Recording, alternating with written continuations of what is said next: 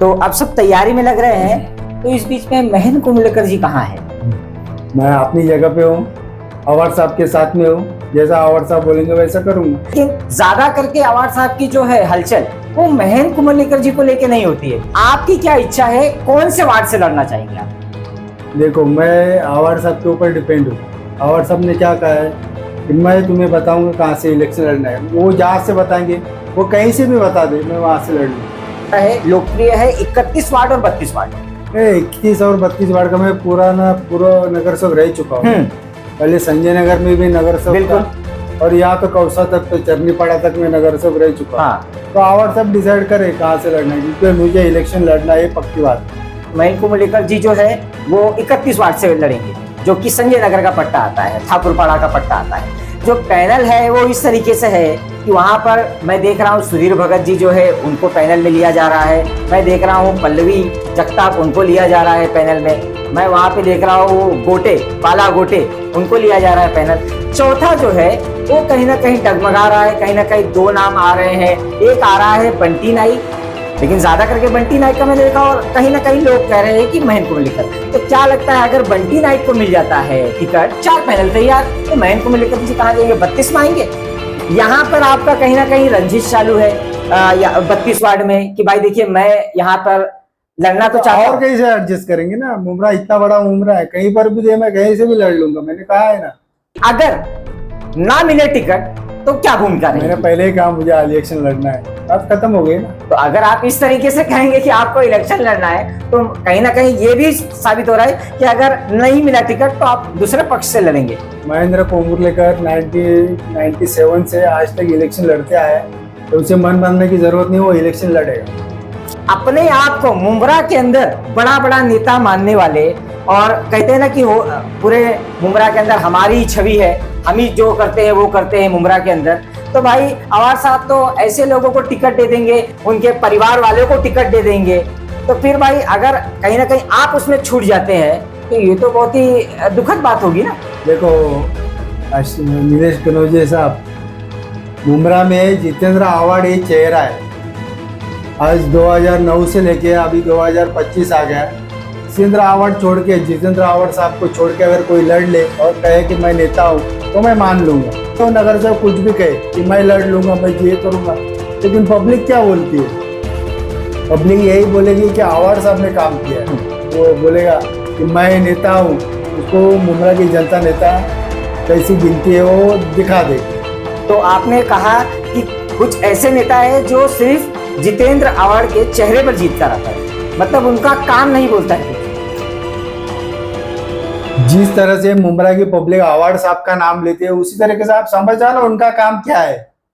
Corporation में जाकर आप मिनट्स निकाल के देखो कि महासभा में मुमरा के मुद्दे में 2017 से 2024 के 22 तक कितने नगर सभा ने आवाज उठाए मुद्दे को लेके, किसने बजट के ऊपर चर्चा में अपना भाग लिया है। तो आपको समझ में आ जाएगा कौन कितना है।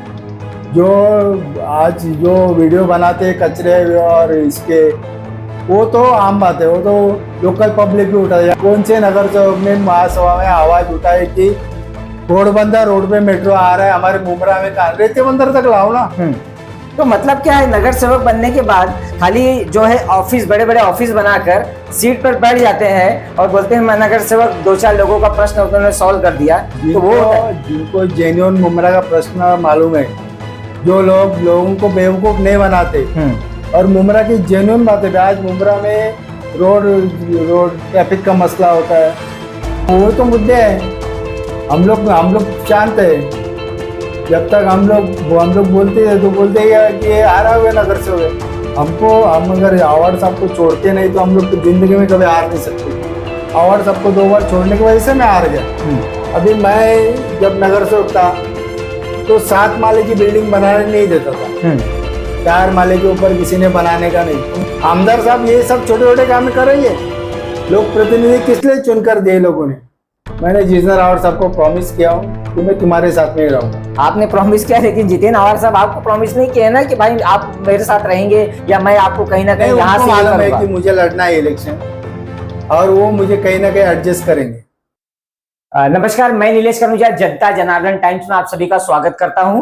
महानगर पालिका चुनाव जैसे जैसे करीब आ रहा है, अभी शेड्यूल जारी करने के लिए कोर्ट ने आदेश दिया है, तो कहीं ना कहीं तैयारी में, तो मैं हमेशा कहता हूं तैयारी में सब लगे हैं। तो तैयारी किसकी कहां तक पहुंची है, कौन कहां से लड़ने वाला है, क्या उसकी इच्छा है, ये पूरा हम विषय इस पे हम बात करेंगे। और खास तौर पे थोड़ा सा हम मुमरा की जो राजनीति है, जो अभी मुमरा के अंदर काफी उथल पुथल मचा हुआ है, बारिश हुई उसके अंदर कहीं ना कहीं बेहाली मची हुई है, कहीं क्या हो रहा है, इस पूरे विषय पे भी चर्चा करने के लिए आज मेरे साथ मौजूद है थाने महानगर पालिका के पूर्व स्थायी समिति सभापति महेंद्र कोमोलीकर जी। इनसे हम बात करेंगे इसी पूरे विषय पे। महेंद्र कोमोलीकर जी, स्वागत है आपका हमारे चैनल जनता जनार्दन टाइम्स में।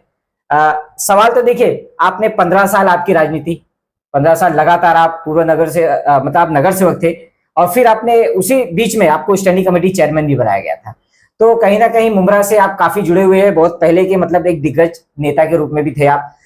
तो अब आप मुझे सीधी ये बात बताइए, मैं चुनाव को लेकर पहले बात करूंगा। महानगर पालिका चुनाव के लिए सुप्रीम कोर्ट ने आदेश जारी किया है कि आपको शेड्यूल बताना है कब आप करने वाले हो, आपको खत्म करना है 4 हफ्तों के अंदर, आपको डेट बताना है या जब भी आपको चुनाव करना है।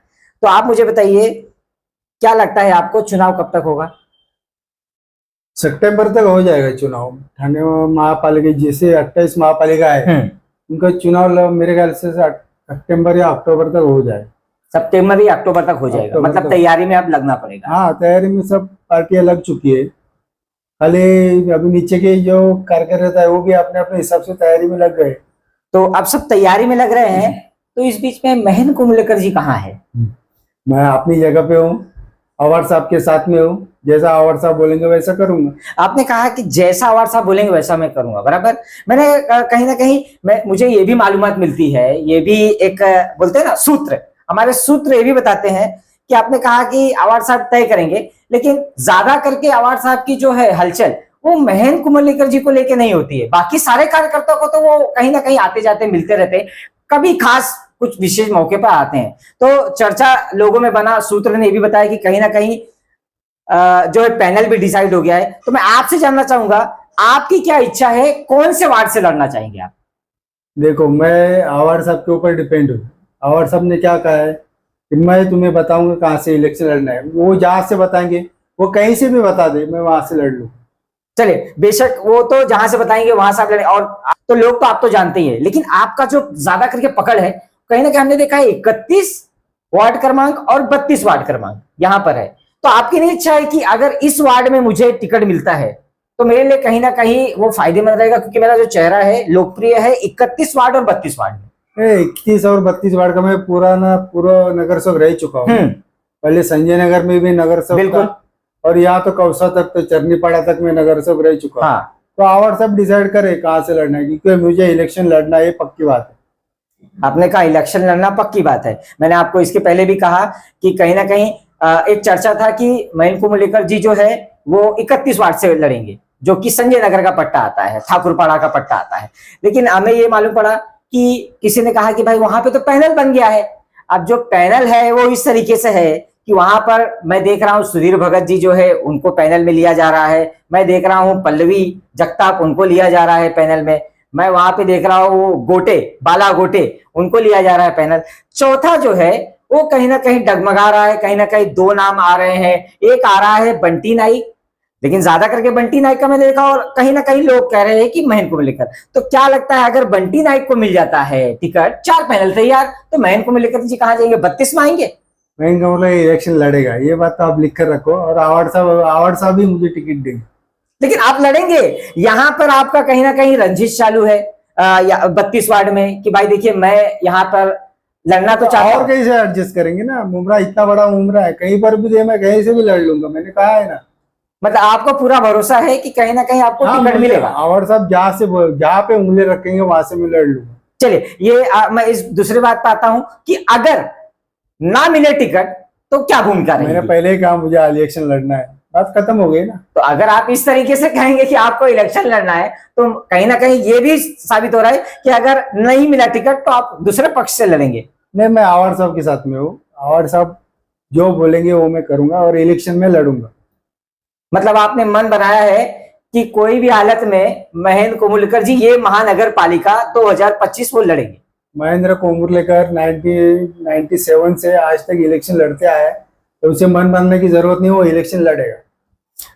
मैं इस मुद्दे पर आता हूं कि आपने मन बना लिया है चुनाव लड़ने का कि मैं चुनाव लड़ूंगा ही, और आपने कहीं ना कहीं अवार्ड साहब के ऊपर उसका डिसीजन छोड़ दिया है। तो चलिए दूसरी तरफ ही आता हूं कि मैं देखता हूं कि अवार्ड साहब तो है, वो तो डिसीजन लेंगे, लेकिन अपने आप को मुमरा के अंदर बड़ा बड़ा नेता मानने वाले, और कहते हैं ना कि पूरे मुमरा के अंदर हमारी छवि है, हम ही जो करते हैं वो करते हैं मुमरा के अंदर। तो भाई अवार्ड साहब तो ऐसे लोगों को टिकट दे देंगे, अगर उनको ना मिले तो उनके परिवार वालों को टिकट दे देंगे। तो फिर भाई अगर कहीं ना कहीं आप उसमें छूट जाते हैं तो ये तो बहुत ही दुखद बात होगी ना। देखो नीलेश कनौजिया साहब, मुमरा में जितेंद्र आव्हाड एक चेहरा है। आज 2009 से लेके अभी 2025 आ गया। जितेंद्र आव्हाड छोड़ के, जितेंद्र आव्हाड साहब को छोड़ के अगर कोई लड़ ले और कहे कि मैं नेता हूं तो मैं मान लूंगा। जितेंद्र आव्हाड साहब को छोड़ के कोई जाएगा और जितेंद्र आव्हाड साहब के साथ में रहकर कोई बोलेगा मैं हूं, तो वो कुछ नहीं है। ये मुमरा की पब्लिक जानती है, और मुमरा की पब्लिक इतनी समझदार है कि उन्होंने 2024 के इलेक्शन में, विधानसभा के इलेक्शन में नजीब मुल्ला जैसे मातबर कैंडिडेट रहने के बावजूद आव्हाड सबको 96,000 वोटों से जिता दिया। मतलब जनता कई कलवा और मुमरा की जनता समझदार हो चुकी है, और पहले से मुमरा 2009 से मुमरा की जनता समझदार है और वो आव्हाड साहब को ही अपना नेता मानती है। मुझे आप एक बात बताओ, आप कहीं पर किधर भी नगर सेवक का इलेक्शन हुआ 2017 में, आपने 10 में से 9, 7 या 8 लोग ऐसे बोलोगे कि आव्हाड साहब ने काम किया है। किसी ने कहा कि नगर सेवक ने काम किया है, भले ही वो नगर सेवक कुछ भी कहे कि मैं लड़ लूंगा, मैं ये करूंगा, लेकिन पब्लिक क्या बोलती है? पब्लिक यही बोलेगी कि आव्हाड साहब ने काम किया है। 10 पब्लिक आप रुझान ले लो, उसमें से 7 पब्लिक आव्हाड साहब को बोलती है। तो ऐसा कोई अपने पैर पे बोलेगा कि मैं नेता हूं, उसको मुमरा की जनता नेता कैसी गिनती है वो दिखा देगी। तो आपने कहा कि कुछ ऐसे नेता है जो सिर्फ जितेंद्र आव्हाड के चेहरे पर जीत कर आता है, मतलब उनका काम नहीं बोलता है कुछ। जिस तरह से मुमरा की पब्लिक आव्हाड साहब का नाम लेती है, उसी तरीके से आप समझ जाओ ना उनका काम क्या है। सिर्फ नाम लेने का है? आव्हाड साहब का काम है, उनका नगर सेवक का काम। मुझे आप कारपोरेशन में जाकर आप मिनट्स निकाल के देखो कि महासभा में मुमरा के मुद्दे में 2017 से 2024 के 22 तक कितने नगर सेवक ने आवाज उठाए मुद्दे को लेके, किसने बजट के ऊपर चर्चा में अपना भाग लिया है। तो आपको समझ में आ जाएगा कौन कितना है। आव्हाड साहब ने कितना निधि लाया और नगर सेवक ने कितना निधि लाया। नगर सेवक का विकास निधि छोड़ दो, नगर सेवक निधि और नहीं रहेगा, नगर सेवक तो भी मिलता ही है, वो तो आम आदमी भी काम कर, गुलाब शेख जैसा काम कर सकता था। गुलाब शेख जो समाज सेवक था, हाँ, उसने भी काम किया ना मुमरा में, तो उसको नगर सेवक की जरूरत थी क्या? या अम्बेडकर नगर में तिरलोट करता, उसने भी काम किया समाज सेवक। तो नगर सेवक निधि है, नगर सेवक नहीं रहने के बावजूद भी मिलता है। लेकिन आप बजट पे चर्चा, विकास के मुद्दे पे मुमरा में किसने मेट्रो के लिए मुमरा में आवाज उठाई कि मुमरा में मेट्रो आनी चाहिए, किसने मुमरा में कारशेड होना चाहिए, किसने बस स्टॉप होना चाहिए, किसके लिए आवाज उठाई? जो आज जो वीडियो बनाते हैं कचरे और इसके, वो तो आम बात है, वो तो लोकल पब्लिक भी उठा। यहाँ का एक क्या नाम है उसका, रोहित सिंह, उसने शिवाजी नगर के कचरे के मुद्दे। तो ऐसे बहुत से समाज सेवक है जो मुद्दे उठाते हैं, लेकिन मेन जरूरत जो पब्लिक को रहती है, आज कौन से नगर सेवक ने महासभा में आवाज उठाई कि घोड़बंदर रोड पे मेट्रो आ रहा है हमारे मुमरा में, कहा रेते बंदर तक लाओ ना। कल्याणपाड़ा से मेट्रो वाशी जा रही है, तलोजा से कल्याणपाड़ा वाशी जा रही है, तो वहां मुमरा में क्यों नहीं आ रही? कौसा तक लाओ, आवाज तो उठाओ।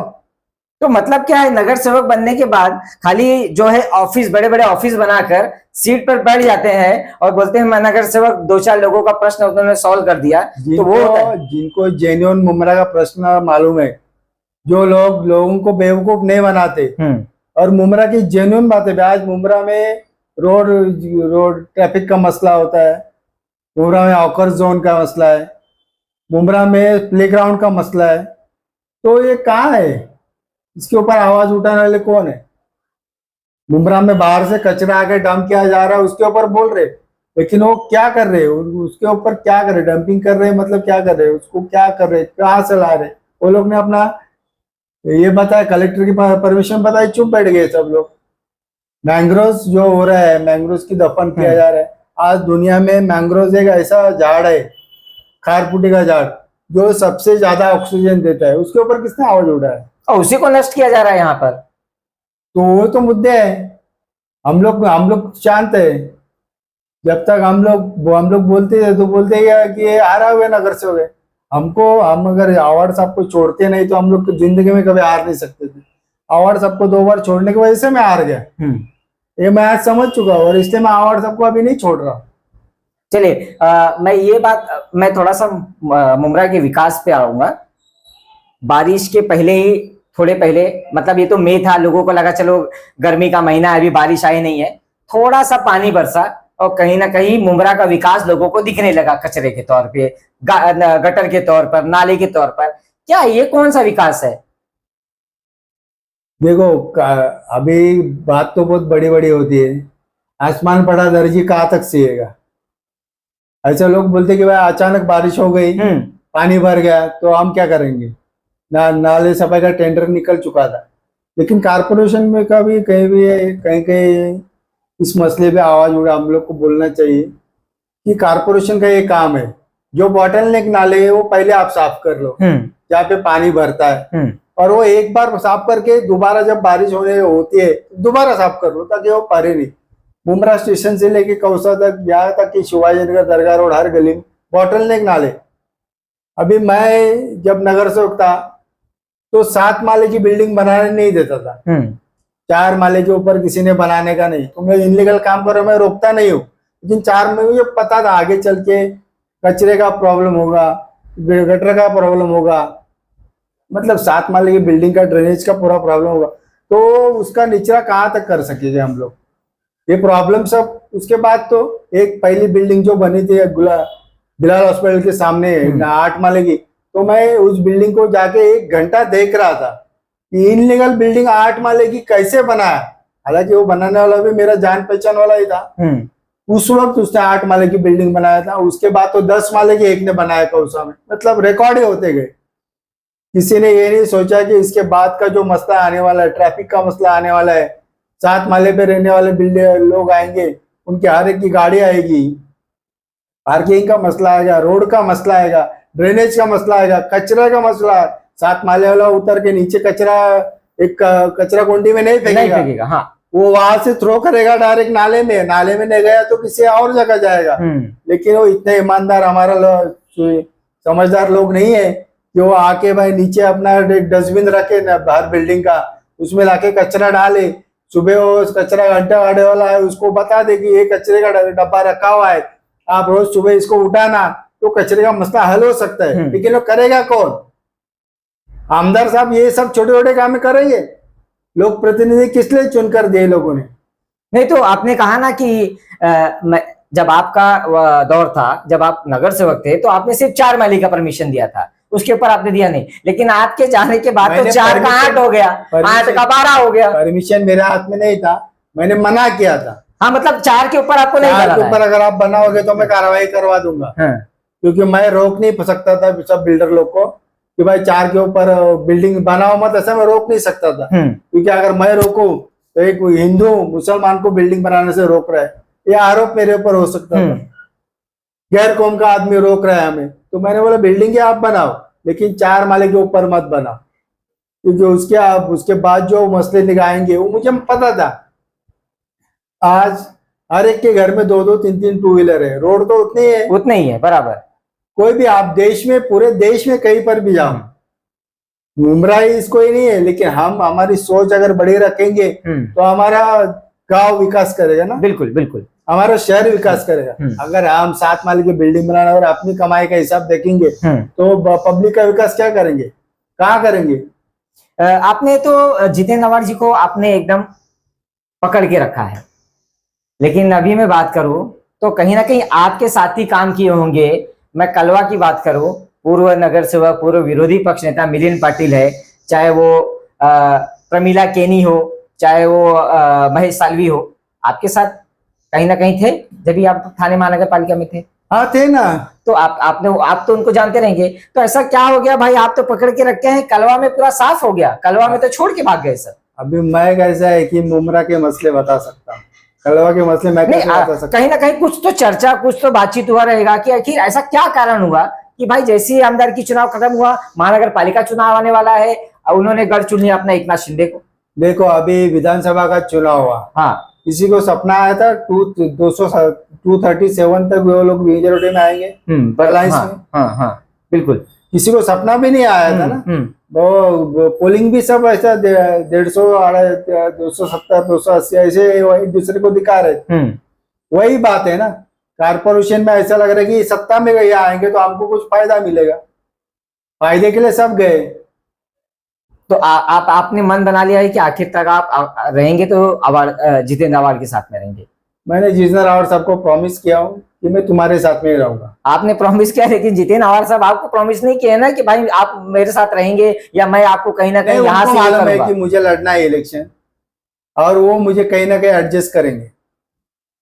चलिए, आप कह रहे हैं कहीं ना कहीं एडजस्ट करेंगे, और मुझे लगता है कि यही कहीं ना कहीं एडजस्ट करने में एक लंबी कतार लगी हुई है जो है राष्ट्रवादी शरद चंद्र पवार में, कि अब मेरा नंबर आएगा, अब मेरा नंबर आएगा।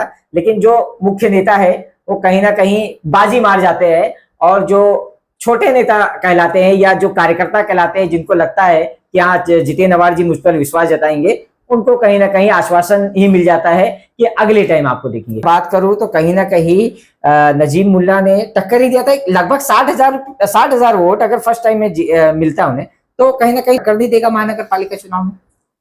कलवा उमरा में जितेंद्र आवाड़ साहब के आगे कोई नहीं है, लिख के रखना। जिसको जहां से लड़ना है लड़ ले, अपनी किस्मत आजमा ले। और ये बात मैं भी 2 बार आजमा चुका हूँ, मुझे भी पता है अच्छी तरह कि मुमरा में और कलवा में जो जमीन लेवल की पब्लिक है वो सिर्फ और सिर्फ जितेंद्र आवाड़ साहब का ही नाम जानते हैं, बाकी किसी नगर से का नाम नहीं जानते। कोई आए कोई जाए, कोई बोले मैं ये हूँ वो, कुछ नहीं है। कोई कितना भी करे कुछ नहीं है, सब अपनी अपनी जगह पे ही आए। और जितेंद्र आवाड़ साहब के आगे कोई कुछ नहीं। उनके ऊपर तो हमेशा आरोप लगते रहता है कि आए दिन उन्होंने कहीं ये हुआ। अभी हमने कुछ लोगों से बात किया तो उन्होंने कहा कि भाई ये टोरेंट के ऊपर इनका ये चल रहा है, जितना भी आमदारकी में उनका खर्चा हुआ है वो टोरेंट वसूल रही है। नहीं तो आरोप तो, लेकिन आप तो डिफेंड करेंगे, देखिए आप तो है अभी आवाड़ जी के साथ आप डिफेंड करेंगे, लेकिन मुझे समझ में नहीं आता है कि जब टोरेंट के लिए कोई आवाज अब क्यों नहीं उठा रहा है? टोरेंट का मीटर का जो दाम है वो बढ़ चुका है, कोई आवाज क्यों नहीं उठा रहा है? कहाँ है राष्ट्रवादी शरद चंद्र पवार के लोग? तो आप नजीम मुल्ला को भी बोल सकते थे ना ये बात कि आप टोरेंट के ऊपर आवाज क्यों नहीं उठा रहे? उन्होंने ये लाया ना टोरेंट, उनकी अलायंस ने टोरेंट लाया ना। भले आवाड़ सबका कितना भी नाम उछाला जाए, स्थानीय का आमदार होने के बावजूद उनका नाम उछाला गया, लेकिन टोरेंट लाया किसने? लेकिन उन्होंने तो वादा भी किया था ना कि मैं भगाऊंगा जब मुझे जीता दोगे तो। सत्ता आएगी तो, सत्ता में आएंगे तो कुछ भी कर सकते हैं हम लोग, सत्ता में नहीं आएंगे तो कोशिश करके भी कुछ नहीं हो सकता है।